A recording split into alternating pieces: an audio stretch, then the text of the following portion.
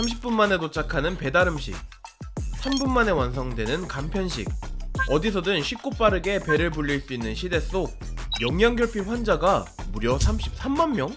현대인을 영양결핍으로 만드는 가장 큰 의외의 이유, 바로 이것 때문이라고?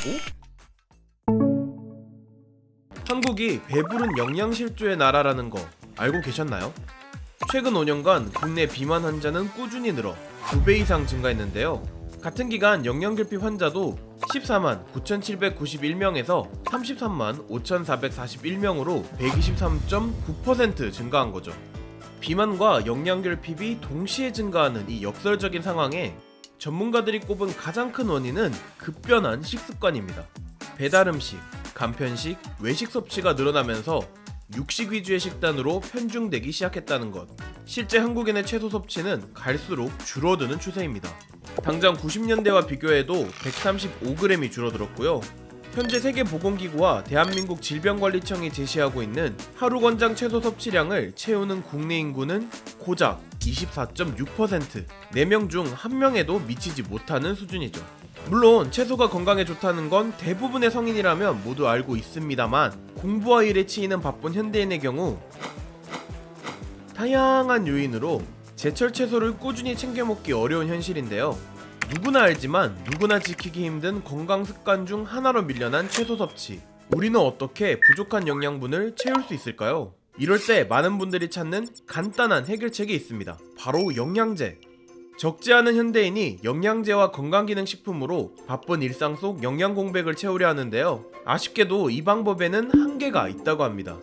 영양제가 요즘 만능인 것처럼 여겨지는 시대에 우리가 살고 있는데, 영양제가 뭐 좋은 점도 있지만 실제 그 음식들 하나하나를 섭취했을 때 먹는 천연 복합 영양소와의 상호작용까지 대체할 수는 없어요. 예를 들면 철분을 비타민 C와 함께 섭취할 때 흡수가 더 잘 된다거나, 칼슘 같은 경우에 단백질과 함께 섭취해야 흡수가 더 잘 되는 본래의 목적인 뼈 건강에 도움이 될 수 있는 장점들을 누리려면 조화롭게 섭취해야 되는데 한계가 좀 있죠. 그 다음에 특정 영양소를 또 과하게 섭취하는 경우에는 문제가 될 수 있습니다. 고농축으로 된 걸 먹는 분들이 있어요. 지용성 비타민들, 비타민 A나 D나 E 같은 것들을 너무 많이 섭취하게 되면 간이나 신장에 부담을 유발할 수 있기 때문에 조심할 필요가 있다.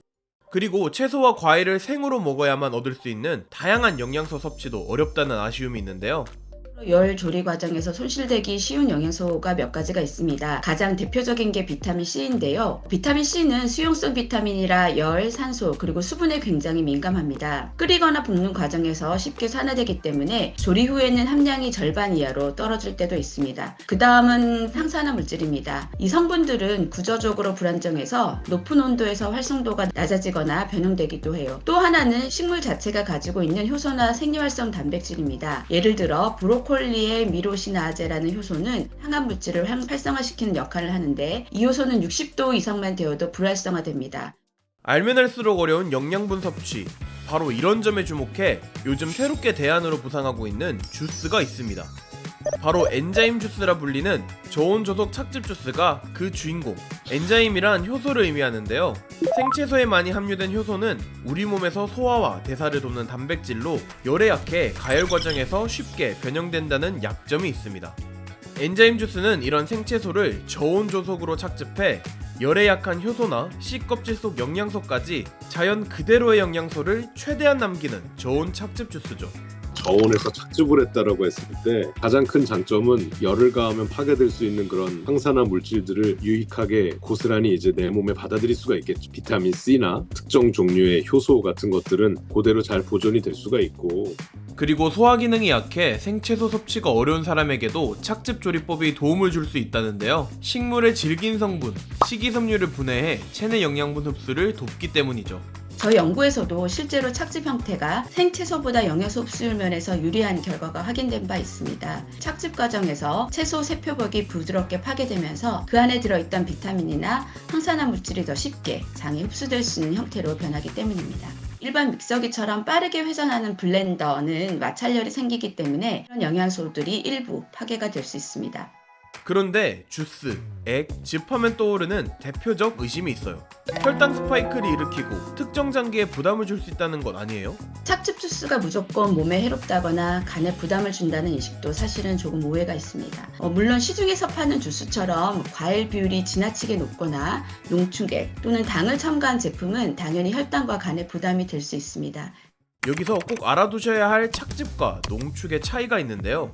농축액은 원물을 가열해 추출한 원액을 재가열해 농축한 뒤 당이나 향을 섞어 다시 희석하는 가공품으로 이 과정에서 당류 등 특정 성분이 과다하게 농축될 수 있습니다. 이런 과정을 거친 농축액은 혈당을 빠르게 올릴 가능성이 높고 간 등 특정 장기에 부담을 줄 수 있는 거죠. 물론 착즙 주스도 과일 비율이 지나치게 높으면 혈당을 올릴 가능성이 있는지라 채소와 과일의 비율을 조절해 올바르게 마시는 게 중요한데요. 과일은 그 자체로 대부분이 당도가 있기 때문에 특정 종류의 과일을 너무 많이 섭취하면 혈당이 오르는 건 당연해요. 신경 쓰셔야 할 점은 채소와 과일의 비율을 6대4 또는 7대3 정도로 해서 채소의 비율이 조금 높게 확보될 수 있도록 하면서 착즙을 해서 섭취하면 좋을 수가 있고, 하루에 한 컵, 그러니까 200에서 250ml 정도로 섭취하는 게 좋습니다. 특히 당뇨가 있거나 혈당이 불안정한 분들은 과일 종류나 양을 조금 줄이면서 자신의 몸 반응을 관찰하는 게 필요합니다. 식사 대용이 아닌 보조 개념으로 접근하셔야 합니다. 착즙 주스를 식사 대신 마시면 단백질이나 지방 같은 주요 영양소가 부족해질 수 있습니다. 따라서 보완적으로 섭취하는 게 좋습니다.